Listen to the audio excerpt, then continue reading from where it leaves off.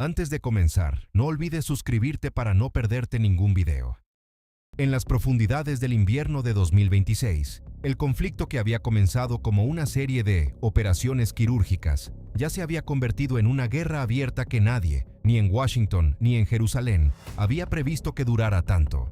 Era el 3 de marzo cuando el presidente Trump, desde el despacho Oval, declaró en una conferencia improvisada que la campaña contra Irán podría durar semanas, quizás más, mientras el humo aún se elevaba sobre las ruinas de instalaciones nucleares en Natanz y Fordow.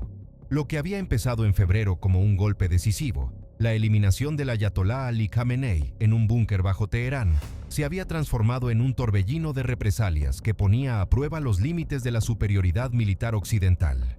Israel y Estados Unidos habían entrado en esta fase con la convicción absoluta de que el régimen iraní colapsaría en cuestión de días tras la decapitación de su liderazgo. Los informes de inteligencia previos hablaban de un vacío de poder inmediato, de facciones rivales dentro de la Guardia Revolucionaria que se despedazarían entre sí, de un pueblo que saldría a las calles a celebrar la caída de los ayatolás.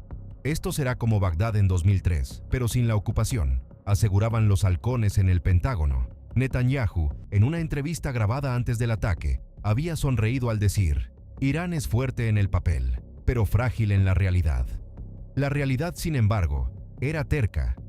Irán no colapsó. En cambio, el Consejo de Liderazgo Provisional, formado apresuradamente por el presidente Pezeshkian, el jefe del Poder Judicial y un clérigo del Consejo de Guardianes, emitió un comunicado desde un lugar desconocido. La revolución islámica no muere con un hombre, sobrevivirá a los bombardeos, a las sanciones y a los traidores, y lo respaldaron con hechos. Los primeros días de marzo fueron brutales. Irán lanzó oleadas de misiles balísticos, Fateh-110, mejorados, y misiles hipersónicos, Fatah, contra bases estadounidenses en Bahrein, Qatar y los Emiratos. Drones Shahed-238, ahora producidos en masa clandestina en fábricas subterráneas, alcanzaron refinerías saudíes y el aeropuerto de Tel Aviv. Hezbollah, aunque diezmado por meses de guerra previa, abrió un nuevo frente en el norte de Israel. Cohetes Katyusha y drones suicidas cayeron sobre Haifa y Safed. Los hutíes, desde Yemen, volvieron a interrumpir el tráfico en el Mar Rojo con minas y misiles antibuque, forzando a la quinta flota estadounidense a desplegar destructores en formación defensiva constante. Lo que más dolió en las capitales aliadas no fueron solo las bajas, cientos de soldados estadounidenses heridos o muertos en ataques a sus bases, sino el fracaso de las expectativas. Los modelos de simulación del Pentágono habían predicho un 85-90% de intercepción de misiles iraníes. En la realidad, Iron Dome, David's Sling y Arrow 3 absorbieron solo el 55-60% en las noches más intensas. Tel Aviv vio apagones por daños en subestaciones eléctricas. El aeropuerto Ben Gurion cerró por tercera vez en una semana. La economía israelí, ya golpeada por la guerra prolongada con Hezbollah, entró en recesión técnica. El shekel cayó un 18% frente al dólar en 10 días.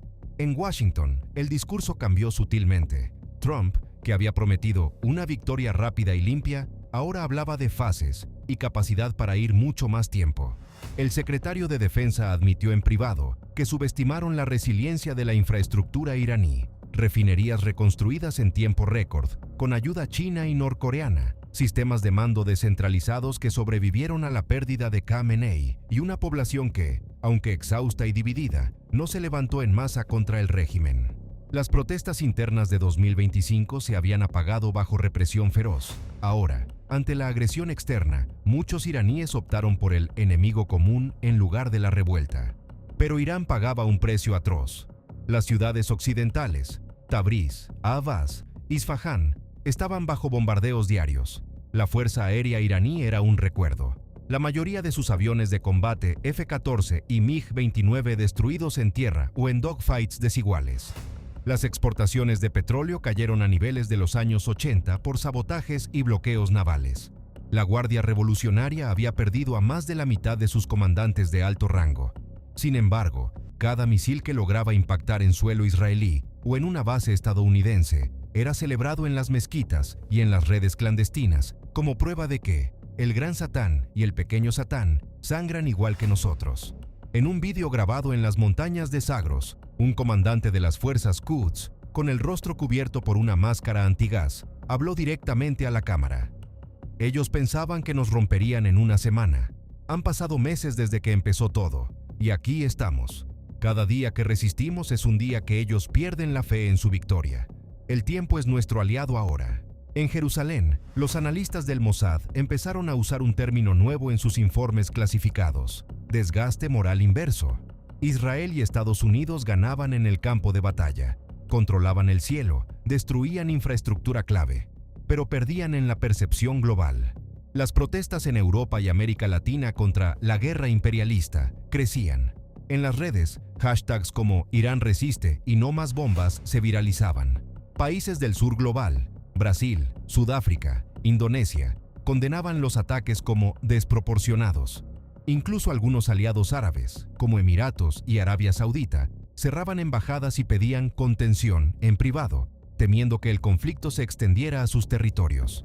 Un general retirado israelí, en una entrevista off the record, lo resumió con crudeza: entramos pensando que éramos el martillo y ellos el yunque.